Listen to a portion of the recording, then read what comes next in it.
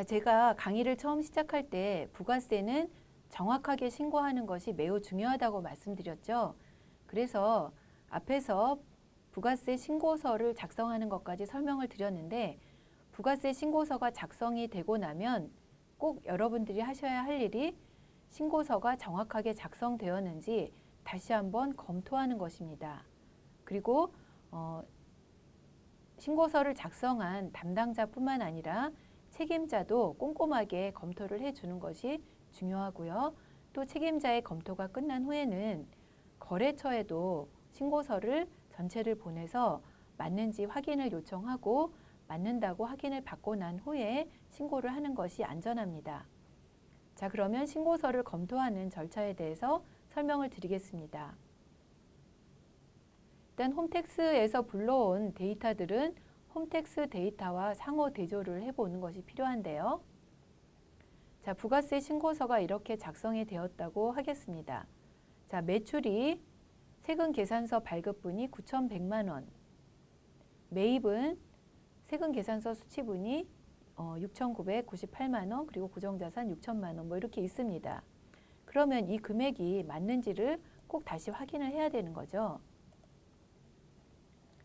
그래서 확인을 할 때는 일단 매출 세금 계산서 합계표하고 일단 확인을 하는데, 합계표에 보니까 전부가 11일까지 전송된 전자세금 계산서 발급분 합계하고 일치를 합니다.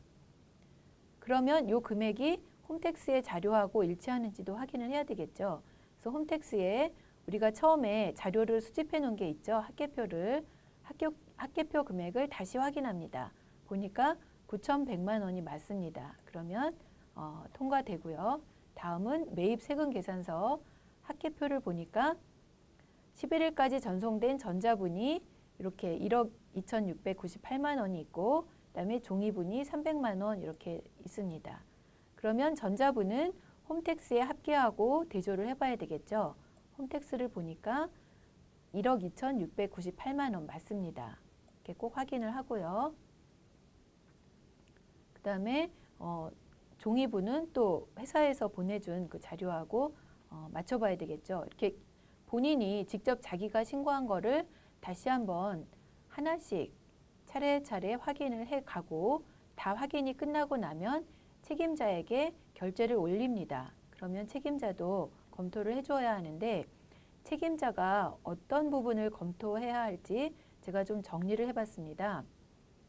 먼저 매출과 매입의 합계를 확인하는 것이 가장 중요하죠.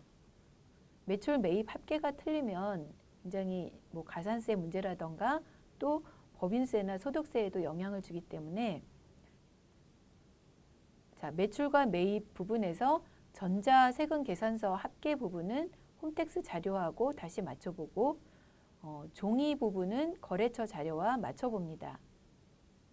그리고 카드 매출인 경우에는 홈택스에서 우리가 조회한 그 매출 자료하고 확인하고, 또 온라인 매출이 있는 경우에는 별도로 온라인 매출 자료랑 합한 금액이 다 카드 매출로 신고가 되었는지 확인합니다.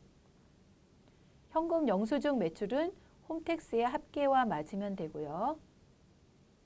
임대업인 경우에는 부동산 임대 공급가액 명세서에 간주 임대료 및 과세 표준과 일치하는지 확인을 합니다.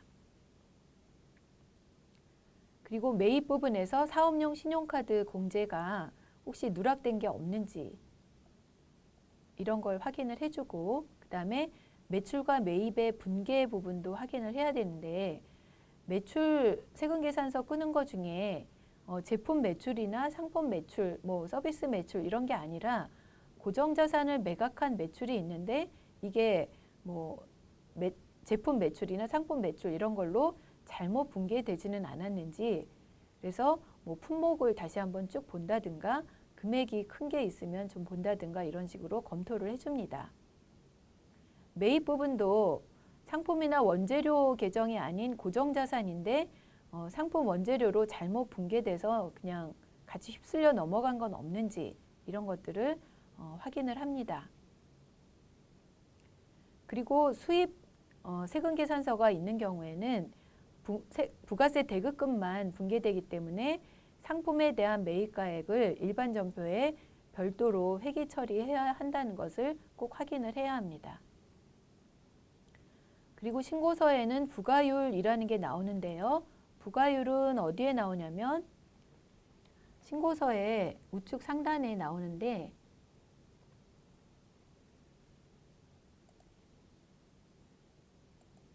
자, 신고서에 여기 위에 보면 부가율이라는 게 나옵니다.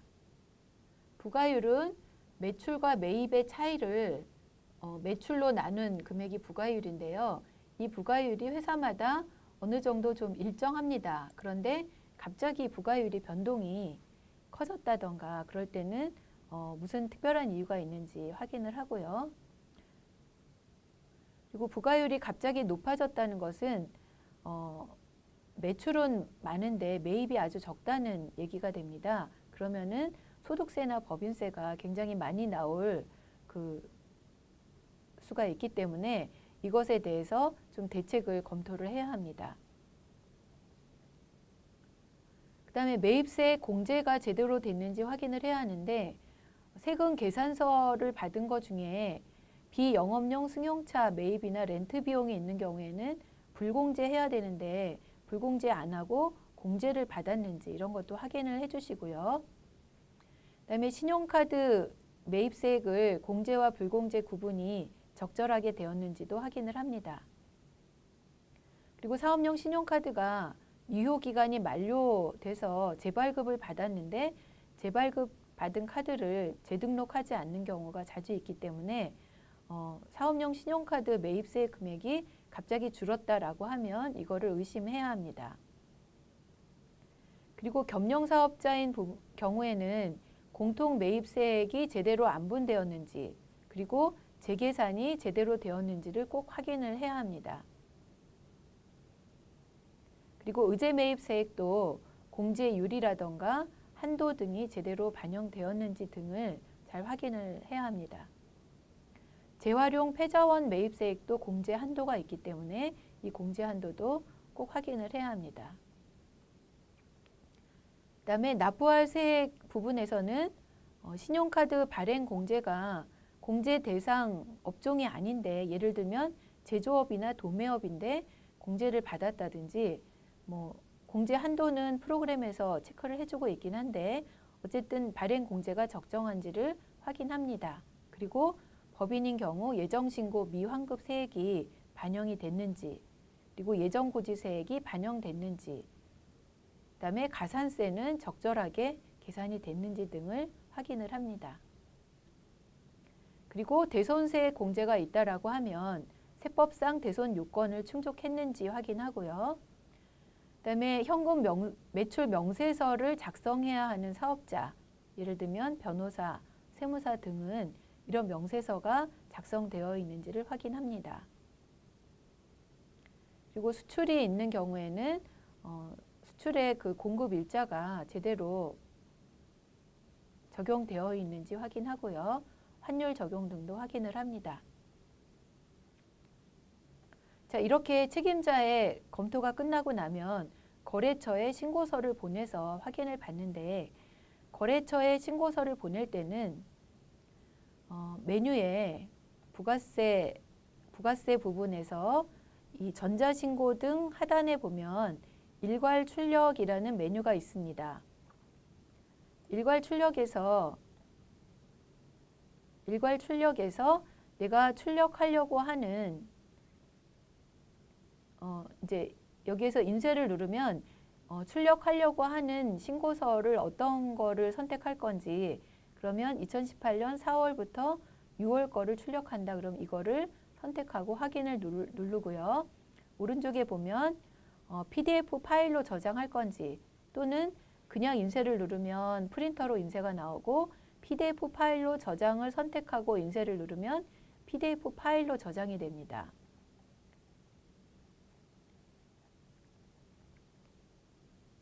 자, 그래서 PDF 파일 거래처에 보내기 위해서는 PDF 파일 저장을 해야 되겠죠.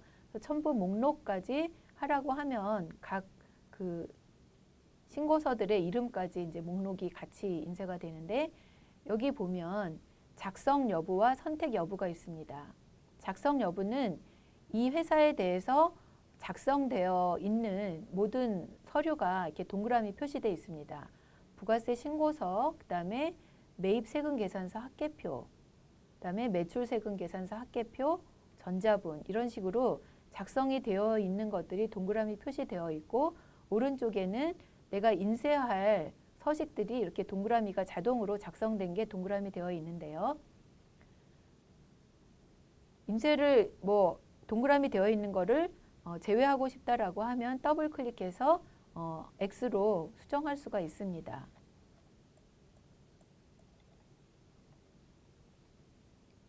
자, 이렇게 해서 이제 일괄 출력을 해서 PDF 파일이 저장이 되면 신고서와 모든 부속 명세서가 하나의 PDF 파일로 저장이 되기 때문에 이 파일을 거래처에 메일에 첨부한다든지 해서 보내서 맞는지를 좀 확인을 해달라고 하게 되면 합니다.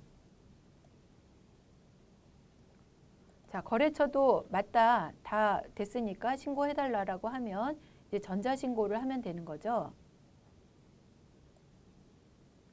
전자신고는 홈택스에 전자신고를 하게 되는데 그 프로그램에 전자신고 메뉴가 있습니다. 아까 봤지만 여기 부가가치세 중에서 여기 전자신고 등이라는 거에 맨 위에 전자신고라는 게 있죠.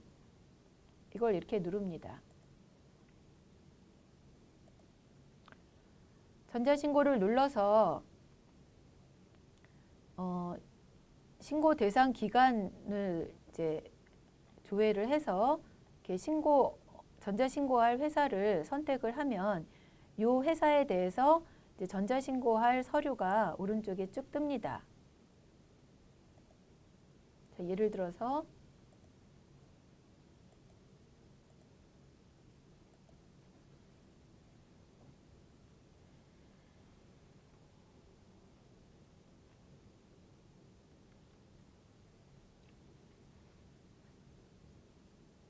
자, 이 회사는 5월분 조기환급 신고를 하기 위해서 작성한 회사인데요.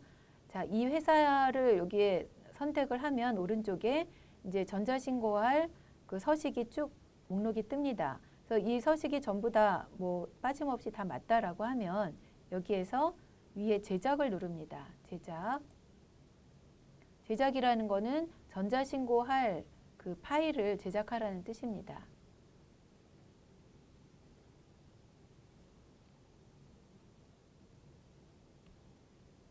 그럼 여기에 홈택스 여러분이 신고할 때 쓰는 홈택스 아이디가 있죠. 홈택스 아이디를 입력을 합니다.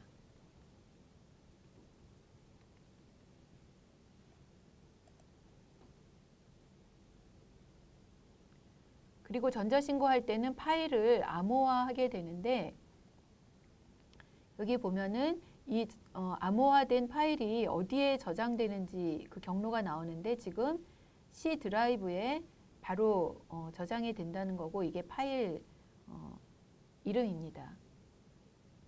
그리고 원본 파일은 이렇게 숫자로만 돼 있고 암호화된 파일은 숫자 앞에 ENC라는 게 있는데 전자신고할 때는 이 암호화된 파일을 홈택스에 전자신고하게 됩니다. 여기에서 비밀번호를 여러분이 계속 사용하던 거를 사용할 때는 그냥 확인을 누르면 되고 비밀번호를 변경하겠다라고 하면 비밀번호를 변경합니다.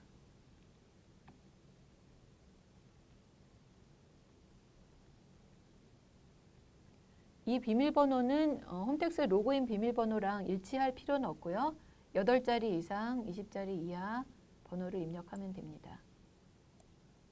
그런 다음에 확인을 누르면 전자신고 데이터 제작이 완료되었습니다 라고 나옵니다.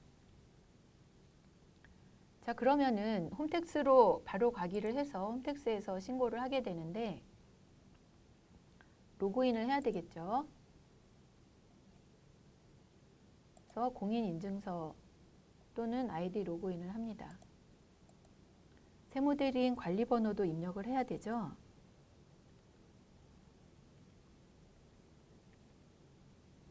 세무대리인 관리에 대한 비밀번호도 여기 입력을 해서 다시 세무대리 로그인을 합니다.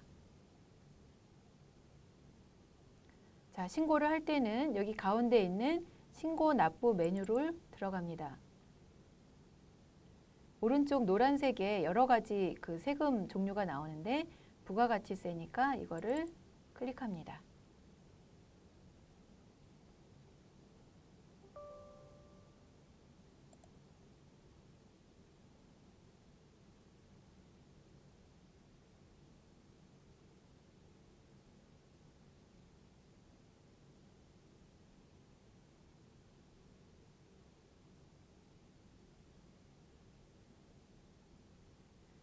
네, 부가가치세 신고에서 일반 과세자와 간이 과세자의 그 신고 메뉴가 따로 있죠. 지금 일반 과세자면 일반 과세자 중에서 여기 색깔 노란색이나 초록색은 여기서 직접 신고서를 작성하는 거고요.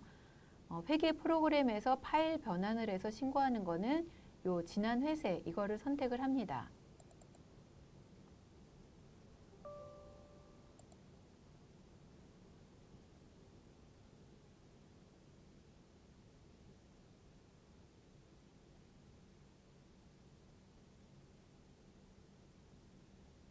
자, 이렇게 들어오면 왼쪽에 전자 파일 변환, 그 다음에 변환 결과 조회, 전자 파일 제출 이렇게 1단계, 2단계, 3단계로 되어 있는데 먼저 전자 파일 변환 단계입니다. 위에서 변환 대상 파일을 선택하라고 되어 있는데요. 암호화된 파일만 선택할 수 있습니다. 라고 되어 있죠. 그래서 찾아보기를 합니다.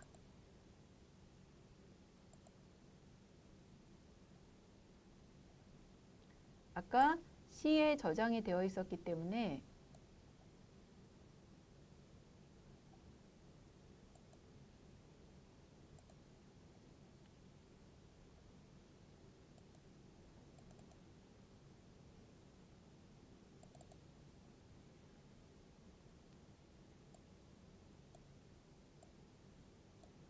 예, C 드라이브에 이렇게 앞에 ENC가 붙은 변환 파일이 저장이 되어 있습니다. 그러면 이것을 선택을 하고요.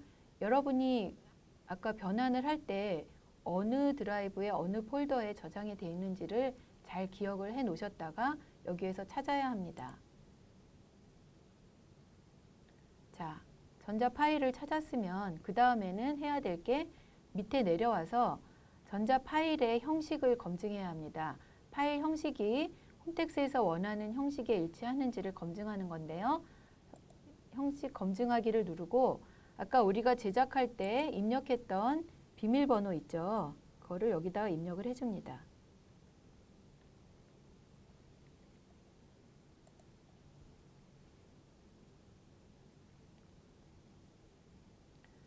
밑에서 검증하기를 눌렀으면 요 위에 있는 검증 결과 확인을 눌러야 검증이 잘 됐는지를 알 수 있습니다. 이걸 누르면 이 위에 여기가 검증 결과 확인인데요. 파일 형식 검증에서 대상 납세자 수가 하나였는데 오류 납세자 수가 없습니다. 그래서 파일 형식 검증은 통과했다는 거예요. 그러면 요 두 번째 단계인 내용 검증 대상 납세자 수 하나 여기에 지금 가 있습니다. 그러면 이제 내용 검증을 또 해야 되는 건데요. 자, 밑에 보면 파일 형식 검증 옆에 내용 검증하기가 또 있죠. 그럼 이번에는 이 내용 검증하기를 누릅니다. 그리고 검증 결과를 확인하려면 다시 이 위에 있는 검증 결과 확인을 누릅니다.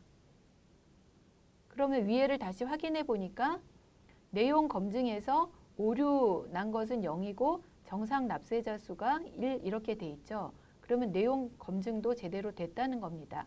그러면 이제 다음 단계인 전자 파일 제출로 이동을 합니다.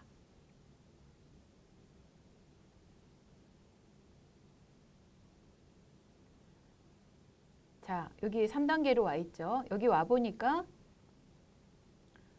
사업자 여기 한 건이 지금 금방 이제 변환했던 이게 한 건이 여기 와 있고요. 전자 파일 제출하기를 누릅니다.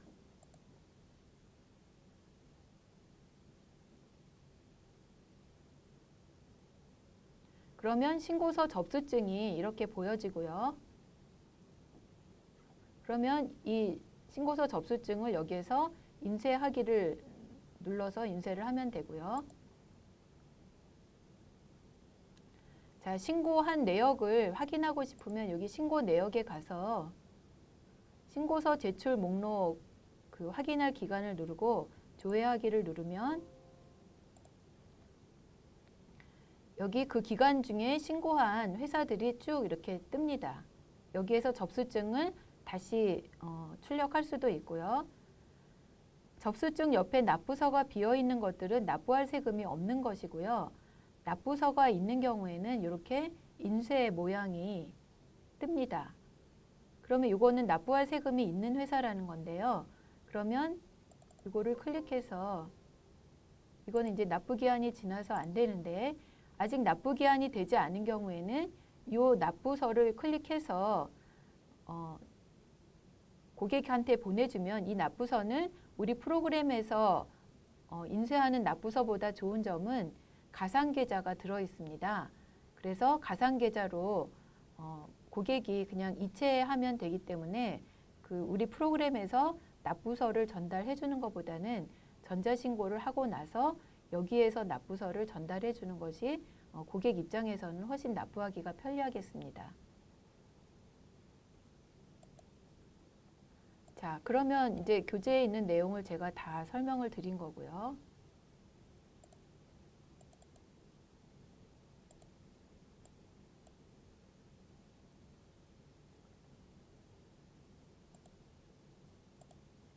자, 교재에서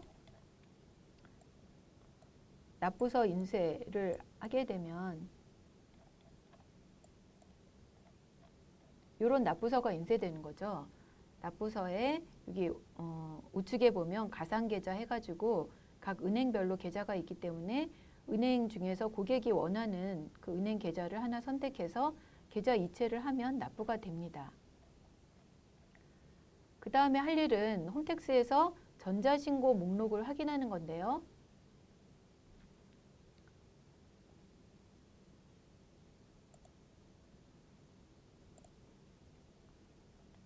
아까 이렇게 신고한 목록이 쭉 떴죠. 그러면 이거를 접수증 일괄 조회 및 인쇄를 해서 자기가 신고한 회사들이 여기 다 신고되어 있는지를 마지막으로 최종적으로 자기가 처음에 작성했던 신고 대상자 목록이랑 확인을 쭉 해서 하나도 빠짐없이 다 신고가 됐다라고 하면 이제 신고 완료가 되는 겁니다. 그리고 전자신고하고 납부서를 전달한 후에 또 영세율 첨부 서류 등 이제 제출해야 될 서류가 있죠. 이것도 서면으로 신고할 수도 있지만 전자 제출을 할 수도 있기 때문에 여기에서 이 신고 납부 메뉴에서 보면 밑에 기타 증빙 서류라는 게 있습니다. 아까 위에서는 세금 신고를 했고 기타 증빙 서류에서 증빙 서류 제출이라는 걸 누르면 여기에서 내가 부가가치세 신고를 했는데 그 사업자 번호를 누르고 언제 신고했는지 그 기간을 하면 그 회사가 나오고요. 여기에서 증빙 서류를 첨부해서 제출할 수가 있습니다. 교재를 보시면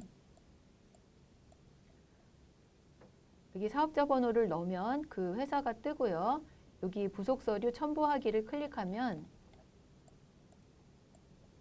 이런 화면이 나옵니다. 여기에서 파일 찾기를 해서 예를 들어서 뭐 영세율 첨부 서류를 뭐 제출할 게 있다라고 하면 영세율 첨부 서류를 스캔을 해서 스캔한 파일을 여기서 찾아서 파일 변환을 한 다음에 부속 서류 제출하기를 하면 이게 국세청에 전달이 되기 때문에 뭐 우체국에 가서 서면으로 신고하고 할 그런 필요가 없는 거죠. 자, 그러면 이렇게 해서 부가가치세 신고서를 작성해서 전자신고까지 하고 납부서 전달하고 그다음에 증빙서류 제출할 거를 제출까지 했습니다. 그리고 모든 내가 맡은 거래처가 뭐 30개다. 그러면 30개가 모두 신고 목록에서 조회가 됐다라고 하면 이제 신고는 다 끝난 거죠. 자, 그러면 여기까지 저 강의 따라오시느라고 수고 많으셨고요. 이번 부가세 신고 편안하고 정확하게 잘 처리하시기 바랍니다. 수고하셨습니다.